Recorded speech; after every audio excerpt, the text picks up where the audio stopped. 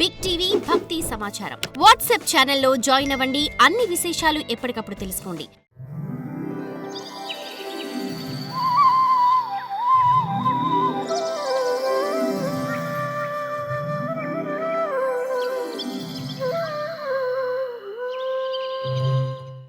ఒకనాడు పరీక్షిత్తు అడవిలో వేటాడుతూ ధనస్సును ఎక్కుపెట్టి మృగాల వెంట పరిగెత్తి అలసిపోయాడు.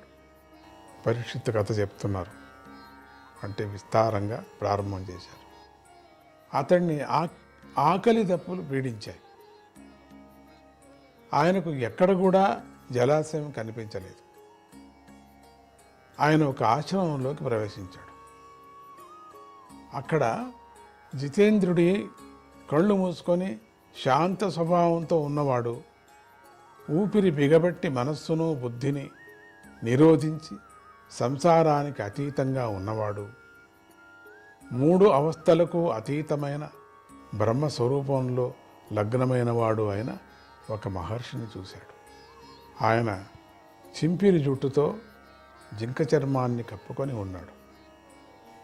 పరీక్షిత్తు ఆ మహర్షిని నీళ్ళిమ్మని కోరాడు. ఆ ముని సమాధిలో ఉండటం చేత రాజుకు కూర్చొనే ఆసనాన్ని కూడా ఇవ్వలేదు.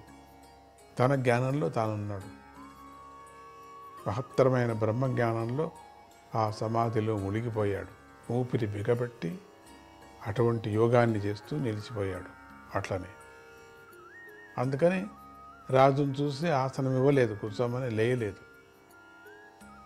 తాగటానికి నీళ్ళు ఇవ్వలేదు, చలనమే లేదు, చూడనే లేదు కదా. తీయగా పలకరించలేదు. ఈయనకు అవన్నీ కావాలి, మహారాజు కదా. పలకరించలేదు, ఆసనం ఇవ్వలేదు, నీళ్ళు ఇవ్వలేదు, లేచి గౌరవం చేయలేదు. ఇదంతా ఉంటుంది కదా. దాన్ని అవమానంగా భావించిన పరీక్షిత్తు కోపించాడు. చాలామందికి ఇట్లా విపరీతమైనటువంటి బుద్ధి అప్పుడప్పుడు వస్తూ ఉంటుంది. నన్ను చూడలేదు, నన్ను చెప్పలేదు, నన్ను కాపాడలేదు, నాకు ఆసనం ఇవ్వలేదు, నీళ్ళు ఇవ్వలేదు, నాకు గౌరవం ఇవ్వలేదు అనే అహంకారం ఉందే, ఆ అహంకారమే పాపం. అది పాపానికి వెళ్ళిపోతుంది. పాపం చేస్తూ నరకానికి వెళ్ళిపోతారు. అహంకారం ఆ క్షణం తట్టుకోమన్నారు. ఆ క్షణం తట్టుకోండి అంటే పరీక్షిత్తు మన ఈ భగవంతుడి కథ దొరుకునో లేదో, అంత తట్టుకోలేకపోయినట్టే ముందుకు బాగా ఉంటుందేమో తెలుస్తుంది మనకి. తట్టుకోండి అంటే ఖండితంగా పరీక్షిత్తుకి మంచి మోక్షం. ఇంత కష్టపడాల్సిన పని లేదు. రాబోయే రోజుల్లో ఎంత కష్టపడతాడు చూడండి. ఒక్క ఒక్క ఒక్క క్షణంలో అంత కోపం రాకూడదు కదా. ఆకలి దప్పికలతో బాధపడుతున్న రాజుకు ఇంతవరకు ఎప్పుడూ లేనట్లుగా ఆ మునిపై అసహనము కోపము కలిగాయి. అదే అక్కడే వచ్చింది చిక్కు. పరీక్షిత్తు అక్కడి నుండి బయటకు వచ్చేస్తున్నాడు. చచ్చిపడి ఉన్న ఒక పామును చూశాడు. దాన్ని తన ధనుస్సు యొక్క కోనతో పైకి తీసి బ్రహ్మర్షి మెడలో వేసి నగరానికి వెళ్ళిపోయాడు. చాలా కోపం వచ్చేసింది. చచ్చిపోయిన పామును వేసి వెళ్ళిపోయాడు. ఈ మహర్షి వాస్తవంగా ఇంద్రియాలను నిగ్రహించి కళ్ళు మూసుకొని ఉన్నాడా, లేదా అయోగ్యుడైన రాజుతో మనకు పనేమిటని సమాధిలో ఉన్నట్లుగా నటిస్తున్నాడా అనుకుంటూ పరీక్షిత్తు రాజ్యాన్ని చేరాడు. నిజంగా సమాధిలో ఉన్నాడా, లేక ఈడితో పనెందుకులేమనుకొని అట్లా అనుకున్నాడా అనే అహంకారంతో ఇక వినాశం ఆ కాలం వచ్చేసింది. వీడికి కటకాలం వస్తూ ఉన్నది కాబట్టి పరీక్షిత్తు ఇట్లా యోచన చేసుకొని ఆ మహర్షిని హాస్యం చేసుకుంటూ కోపించుకుంటూ ఏ మహా దొంగ సాధువులు వీళ్ళంతా అనుకుంటూ రాజ్యాన్ని చేరాడు. ఆ మహర్షికి అత్యంత తేజశాలి అయినటువంటి బాలకుడైనటువంటి పుత్రుడు ఉన్నాడు. చిన్న పిల్లకాయ ఉన్నాడు, మంచి తేజస్సులో ఉన్నాడు.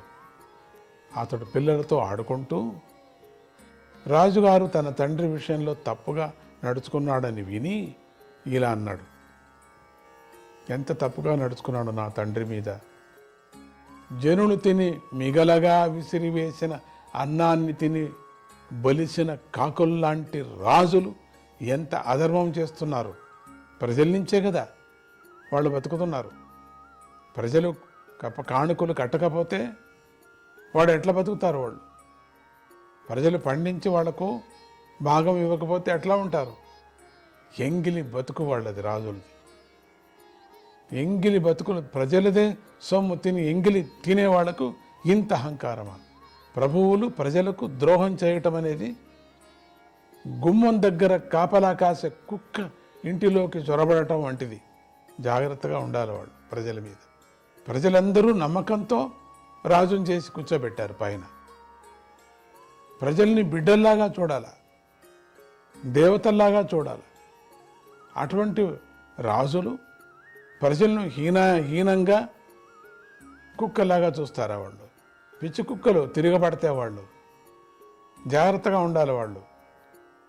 కాపలా కాచేటువంటి కుక్క అనుకొని బయట పెట్టామా మనం? పిచ్చి ఎక్కితే పిచ్చి ఎవరిని లోపల ఉండేవాడిని ఫస్ట్ వేసేస్తుంది.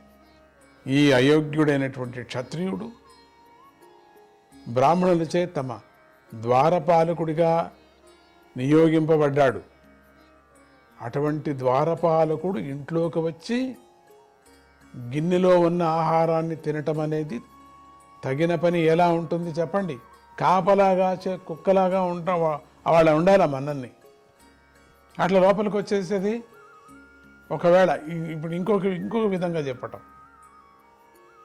కాపలా కాచే కుక్క కాపలాగా ఉండాలా, లోపల వచ్చేసి గిన్నెలో ఉండే అన్నం తింటే ఎట్లా ఉంటుందండి? తప్పుదారిలో నడిచేవారిని దండించే భగవంతుడైన శ్రీకృష్ణుడు అవతారాన్ని చాలించాడు. కానీ ఈరోజు మర్యాదను ఉల్లంఘించిన వాడిని నేను దండిస్తున్నాను, నా బలం చూడండి అని ఈ విధంగా పలికి కోపంతో ఎరుపెక్కిన కన్నులు గల ఆ ఋషికుమారుడు తన మిత్రులు చూస్తూ ఉండగా కౌశికీ నది యొక్క నీటితో ఆచమనం చేసి వజ్రాయుధం లాంటి శాపవాక్యాన్ని విడిచిపెట్టాడు. ఈ విధంగా నా తండ్రికి ద్రోహం చేయటం ద్వారా మర్యాదను దాటి తన వంశానికి చేటు చేసిన ఆ రాజును నాచే ప్రేరేపింపబడిన తక్షకుడు ఈ రోజు నుండి 7వ రోజు కాటేసి నాశనం చేస్తాడు అని శపించి ఆ తర్వాత ఆ ఋషి బాలకుడు ఆశ్రమానికి వెళ్ళి తన తండ్రి మెడలో పాము యొక్క మృతదేహాన్ని చూసి దుఃఖిస్తూ బిగ్గరగా ఏడ్చాడు. ఎంత అవమానం చేశాడు అని.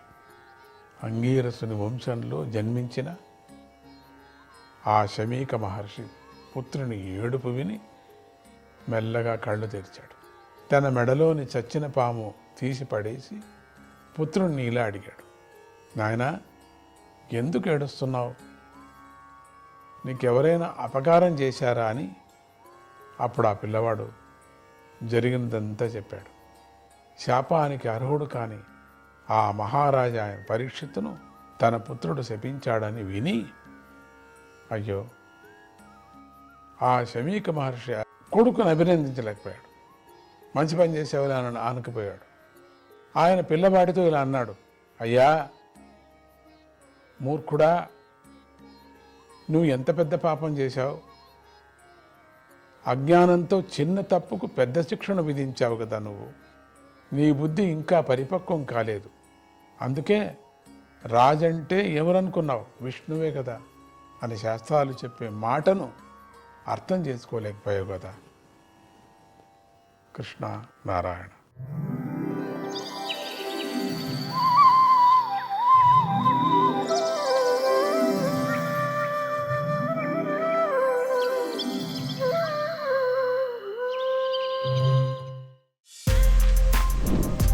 For more videos like this, subscribe Big TV channel.